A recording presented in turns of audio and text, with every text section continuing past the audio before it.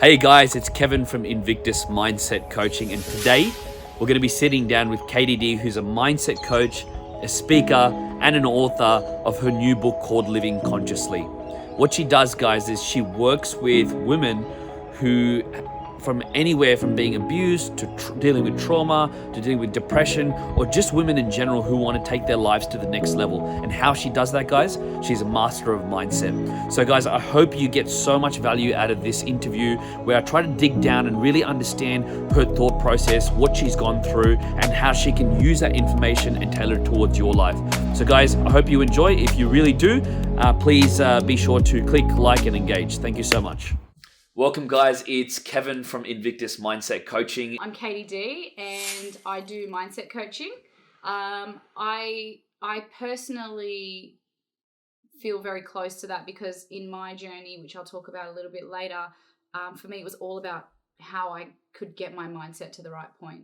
I know there's so many coaches in the industry, but for me it was really all about mindset and self-love. So I originally started off being a self-love coach. And then rebranded to being a mindset coach. Both of them I'm very, very passionate about, those two particular subjects. But I realized that part of my rebrand was about understanding that there was so much of what I was doing was about self-love, but everything that I was doing was about. I'd definitely like to go back into self-love later on. Yeah, sure. But just to ask you, first of all, I mean, coaching is starting to become this new thing, right? So back in the day, you'd have to pay.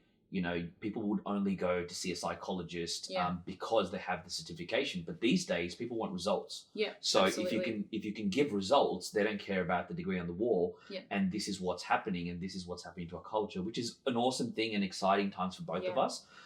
Well, just tell us in a nutshell, what is coaching and why is it important, especially in this day and age? I think what you said just then is very accurate in the sense of coaching is very results driven.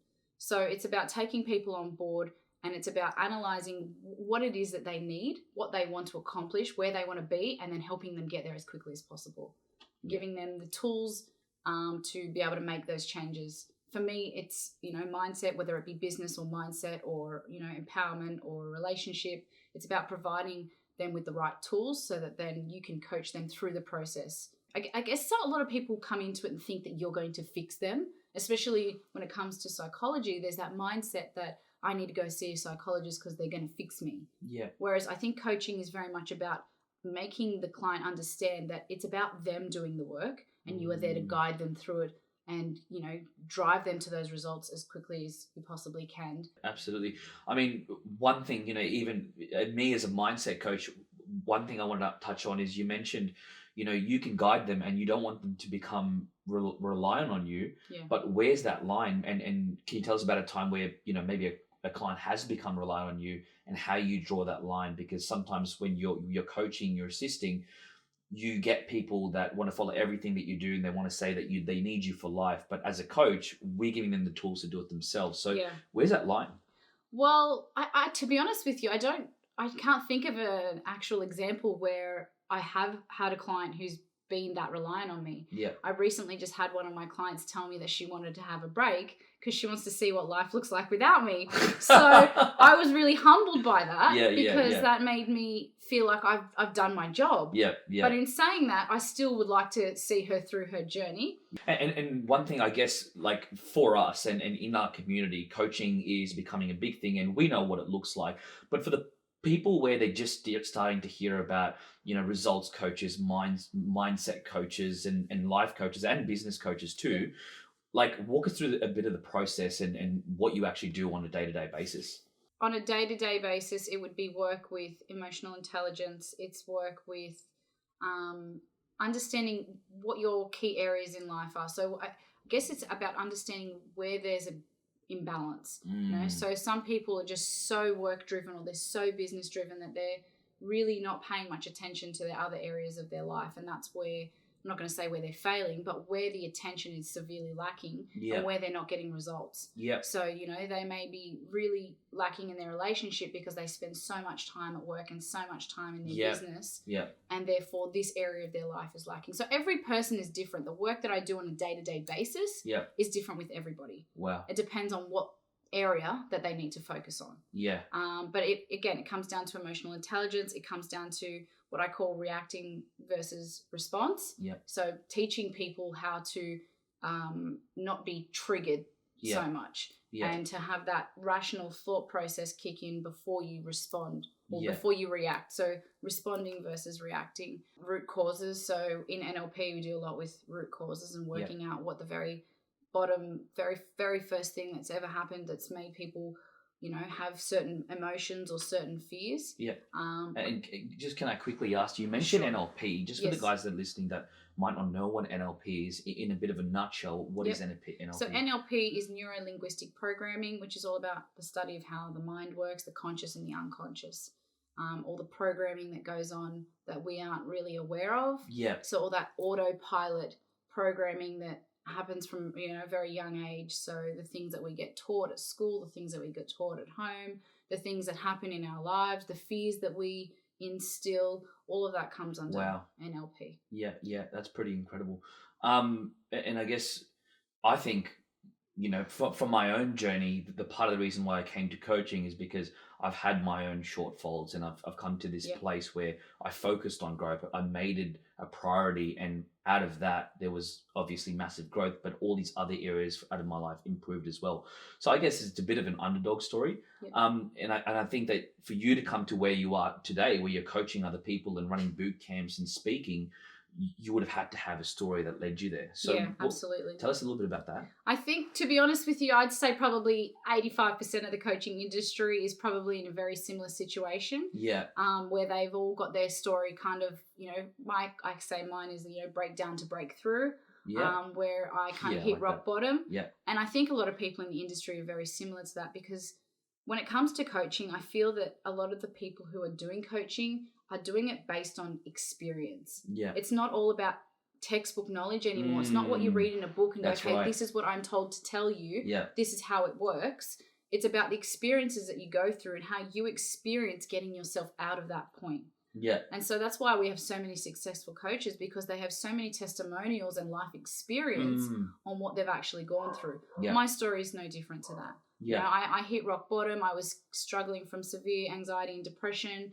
I had admitted myself into hospital for self-harm. I was suicidal. I was feeling very trapped in my life, and I didn't want to be here. And I knew that it wasn't the way that I wanted to live. It wasn't the way that I wanted my kids to see me. Yeah. It wasn't the example that I wanted to set as a parent. Yeah. And I had a ridiculous amount of fears. So to quickly go back to what you asked me earlier, a lot of the work that I do is fear-based. Okay. So overcoming the fears to be able to make serious change. Yeah.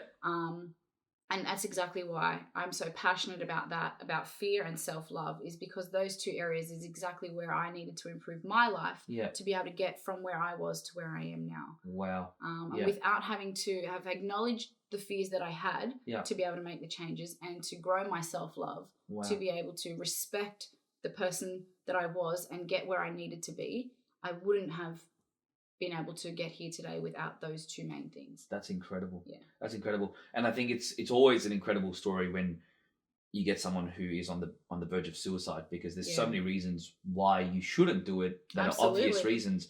But at that point, it just shows that they are absolutely blind to any reason, and they just don't want it. Yeah. So for someone that listening that has those thoughts, what's one thing that you might say to them? Absolutely. There is always another option. It's about trusting in the process, that there is light at the end of the tunnel. I know some people think that they've been working on things for so long. I've tried this, I've tried that. But you just got to keep trying. Yep. There's, just because you've tried something and it didn't work doesn't mean that something else isn't going to work, and doesn't mean that, even if somebody's been coached before by somebody else doesn't mean that, a new coach isn't going to be able to help them. Or if they've seen a psychologist doesn't mean that somebody else isn't going to be able to, help them with some kind of other therapy. There's always options other than that. Yeah. That's so true. When I was the sales trainer at my company, I always used to say to some of my guys, I used to say, how are you going? And then they'll say, oh, not really good today. And I'll be like, okay, and what can you do better? And they'll just say to me, you know what, even though I could do all these things better, I don't think this is for me. It sucks. I've really been trying. And I say, okay, well, really, what have you tried? Yeah. And they'll say, oh, I've tried this and that. And then I'll say, okay, well, how many sales books have you read? Yeah. And you get silence. Yeah. And then you'll ask them, how many sales videos have you watched? You'll get silence again. How many people have you talked to in sales? Silence again. Yeah. Now, that's just me coming off at the top of my head. Imagine if you could make a mind map and there'd be so many things that you could have tried, but people don't do it. Yeah. So can I ask you, why is it that people have all these options but don't take them? I think awareness is one of them. Yeah. Awareness that these tools are out there. Even though that they may understand a little bit of, there's some self-help books, I think the awareness of how much impact those things can have is where it lies. Motivation is a big one. The motivation, when you are at that point in your life, the motivation to want to change is really hard to take those first few steps. Yeah. Even just that first step. Yeah. It's really, really hard. What I like to say is there's a big difference between knowing what your good fears are and your bad fears. Okay. So for me, the only thing that helped me make that change was recognizing what my good fears were. And my good fears were, I don't want my kids to be without a mother. I'm afraid that my kids are going to be motherless if I continue to go down this path. Wow. And that was my good fear, because that fear helped me take action. Wow. It's the bad fears that hold people back. The fear of change, the fear of what does life look like without this story of significant pain. Yeah. Because they don't know. A lot of people don't know who they are without that pain. Wow. And I think that's absolutely incredible, because you put it the best, because there's some good fears and there's also some bad fears.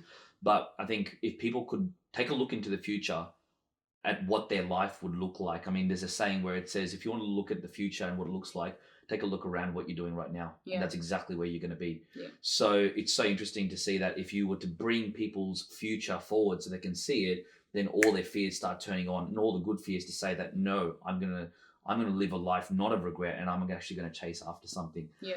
Okay. Now I want to get into the meat of what I want to talk about, which is basically give us some of your best tips in regards to coaching. Best tips. Okay. I know there's so many, but I would say my first tip would be about changing your daily practices. Yeah. So if you're not already doing something like meditation, I would highly, highly recommend incorporating meditation in there. Okay. What would you say it does for people? Like, it really just creates clarity and calmness, and to be able to make any serious decisions in your life, especially when it comes to big ones, you've got to be in the right mindset to do so. So having that clarity and calmness about your day, starting your morning off like that is really important. I meditate first thing in the morning.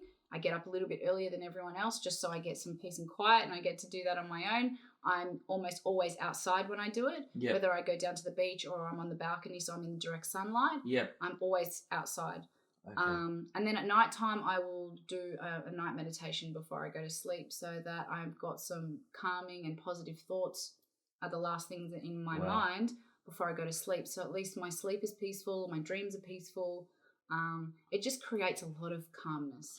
I think, I 100% agree, and I have my own morning practice. To be honest, I should probably take your tip and do something at night, because I struggle to, probably fall asleep because of, how engaging it is to be a business owner. But I guess when I started, I was thinking, why am I doing this? I don't feel it straight away. So for those people who just don't just trying to get into it, what would you say to them? Meditation definitely takes practice. Yeah.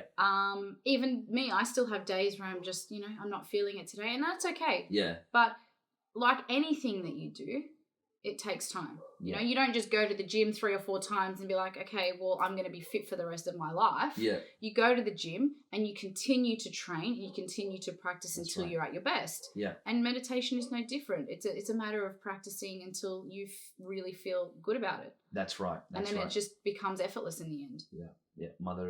What is it? It's repetition is the mother of all skill. 100%. Absolutely. Yes. I love it. And I would also say another daily practice is gratitude. Gratitude is huge when it comes to shifting mindset. It is like the biggest thing that trumps anger. Yeah. So if you are having negative emotions, especially me, I do my gratitudes every day. The most important days for me to do my gratitudes are the days where I'm actually not feeling so great. Okay. Because they're the days that I need it the most to be able to reset how I'm feeling. What's the actual process? Is it just like thinking of things that are grateful? I use a journal, so I use an actual gratitude journal. Yep. you can get them from Kmart for $5. Yeah. And it's perfect. It's probably got like 300 pages in it. Yeah. It's so good. And it's really simple. So at the very top, it's got a line that says, I will let go of. Yeah. And then you've got maybe 5 or 6 lines to write what you're grateful for. So I sometimes use 2 lines at a time, but you could write 6 or 7 different things. I'm grateful for whatever you've experienced throughout the day, or if you do it every few days. And then at the bottom, I will focus on, and it's got 4 options of what you're going to focus on for, the next week, day, month, whatever it is. Cool. So it's very, very to the point. It's very basic, and it's just instantly mind-changing. Yep. And any other tips that you got? Any other tips? Practicing self-love is super important. Self-care is probably like my number one thing. So and again, that's like a journal thing? No, it's literally looking after yourself and conscious awareness. Yeah. That's everything that I teach comes to conscious awareness is always number one thing that I teach. So to be able to make any change in your life, you have to be consciously aware of what it is that needs to be changed. It needs to be consciously aware of how you're feeling. Yeah. Okay. So I'm having a really shocking day and I'm just like, okay, I don't want to feel like this, because people will sit in that forever. They will sit in that and they'll watch Netflix and they'll feel shit and they'll just stay there and, and then 3 days goes by, but it's that sitting there and going, I feel shit. Okay, hold on. I feel shit. I'm consciously aware now. I feel shit. Let's do something to change it. Yeah. So conscious awareness is huge. Yeah. But self-love, in terms of self-care, what I'm referring to is just looking after yourself. Yeah. So once upon a time, my highest values used to be my family is number one, and then my health.